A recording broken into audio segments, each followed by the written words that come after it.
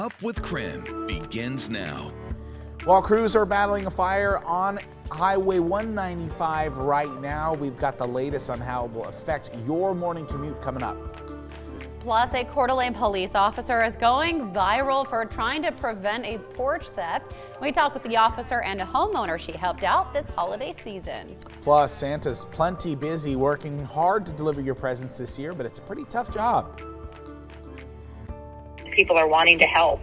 And that's why this year USPS is helping deliver presents to kids across the country by expanding the Operation Santa program.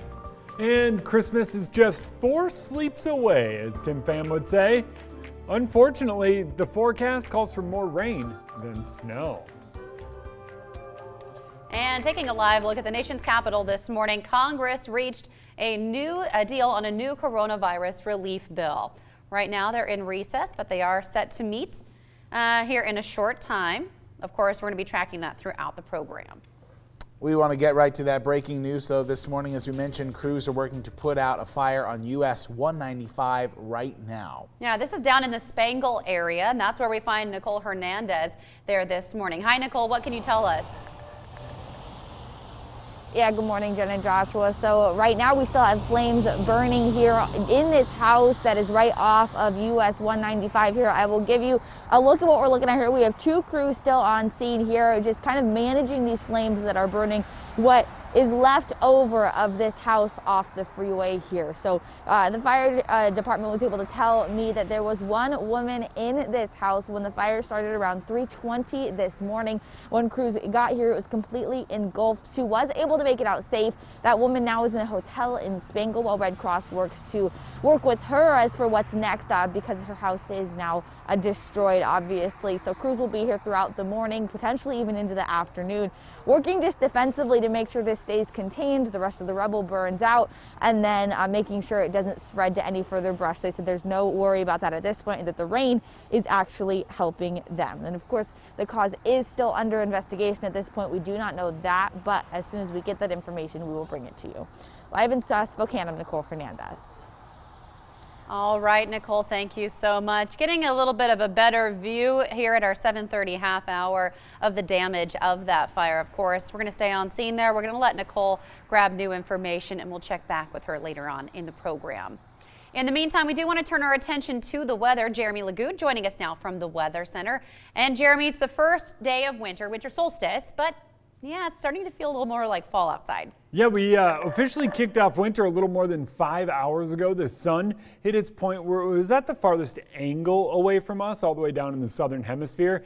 And as we wake up this morning, you go, wait, winter? What are you talking about? And the reason is, well, it's just downright warm. 36 degrees is warmer than we should be for our high temperature, and that's the case across the entire region. Temperatures trending 5 degrees or more above where they should be for the high temperature this time of year. And that comes with a bit of rain for us here in Spokane and Coeur d'Alene. A little bit of snow farther off to the north and in those higher elevations. Expect a little more snow to mix in later on today as we finally get that cold air to move in. We catch a break, then the front brings more rain. I know this is confusing, but here's how it goes. If you see snow this morning, you'll likely get a quick shot of rain, and then the cooler temperatures arrive, and you can see the snow continuing to fall in some of those northern areas and mountain passes as we squeeze out the remainder of the moisture. But as we go through the day today, we're going to see wind. Wind is going to pick up around noon, and those strong wind gusts up near 40 miles per hour, even approaching 50 later on tonight. Well, that is going to bump our temperatures up. So you can expect to be up near 50 degrees later on today. And if that doesn't sound like the first day of winter, well, it doesn't. And don't worry, there is colder air in the forecast. I'll give you those details coming up. Still just bizarre to see temps that high, Jeremy. Yeah. We'll see you back in a few minutes. 7:34 now. Congress is meeting right now to discuss the second stimulus bill since the start of the coronavirus pandemic. They are expected to vote today, and the nearly $900 billion bill offers a number of things to struggling Americans. This round of legislation doesn't go quite as far as what Congress passed in March, but it does include a $600 stimulus check and $300 per week in extended unemployment benefits. It also has a $284 billion amount for the Paycheck Protection Program. Those stimulus checks are about $600 per person and $600 per child. The size of the benefit would be reduced for anyone who is earning more than $75,000 in 2019. That is similar to what we saw in the last round of stimulus checks. Now, the unemployment benefits extend all pandemic unemployment that were supposed to expire at the end of the year. But right now, there's no set amount of time for how long that extension will last. The $300 unemployment bump is less than the $600 amount of the start of the pandemic. And some other things included in this package include a tax credit to employers to support paid sick leave extended so that workers will not have to worry about having to stay home if they contract the virus. There's also eviction moratoriums that are also extended through the new year, and a number of paycheck protection programs for small businesses. There will also be another $20 billion in small business grants, another $15 billion to live event venues. And the package also allocates $13 billion in increased benefits for the Supplemental Nutrition Assistance Program, also known as SNAP. If you would like more information about assistance that you could receive, text the word MONEY to 509-448-2000. 7:36 now, in time for your morning rush. More news in less time. A concerned viewer sent KREM 2 a photo of a racist COVID-19 sign posted at a Mediterranean restaurant in Post Falls. Now, out of respect, KREM 2 is choosing not to show the sign. It says restaurants don't sell, only happiness. My personal feelings, it came from China, so we just wanted to be funny. 2020 needs some humor. We are very, very angry with his sign, but we understand why he's doing this, because he's ignorant. Now, this is at the Oval Office. Now, both the Spokane Chinese Association and the Idaho Chinese Association are asking for an apology. However, the owner says his sign is not offensive.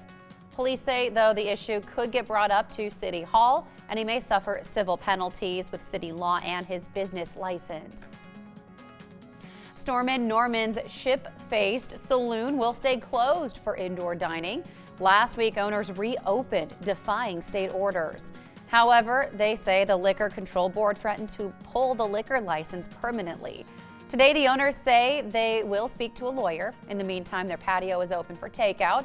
They are also donating 12% of the bar sales directly to employees. Well, this morning, recovery efforts are still underway from wildfires in central Washington. For weeks, volunteers have worked to repair damage near Palmer Mountain. They're working to build shelter for those who lost everything. I want people to just show love to each other and be compassionate with each other and have the understanding that, you know, we can make a difference. We can make a huge difference. That's what I'm Habitat for Humanity agreed to help with anyone who is displaced, and anyone interested in volunteering is welcome to reach out to the Firewatch Facebook page. Well, a local baker is a finalist on Food Network's Holiday Baking Championship. A few months ago, we spoke with Eva Roberts, the owner of Just American Desserts in Spokane Valley. She was actually one of 2 bakers from our area competing for $25,000. Well, you can watch the finale tonight on Food Network, or you can follow Just American Desserts on Instagram. Good luck to her. Well, the Seattle Seahawks are heading to the playoffs. Yesterday, the Hawks beat Washington 20-15. The Seahawks now lead the NFC West. Next Sunday, the team takes on the Rams. They lost to the team earlier in the season. All right, that's your morning rush. More news in less time. You can let us know what's happening in your neighborhood by using the hashtag #UpWithKREM on social media. 7:39 now on your Monday morning. Here are 3 things you need to know about the coronavirus in our area today. First, Spokane Regional Health has reported 276 new cases of COVID-19 on Sunday. 1 new death was also reported, and 86 Spokane residents are currently hospitalized with the virus. More than 23,000 cases have been confirmed countywide, and Spokane County didn't hit 10,000 cases until November 1st, but it only took 5 weeks for the county to see its second 10,000 cases. Number 2, the United States added nearly 200,000 new cases on Sunday, according to Johns Hopkins University.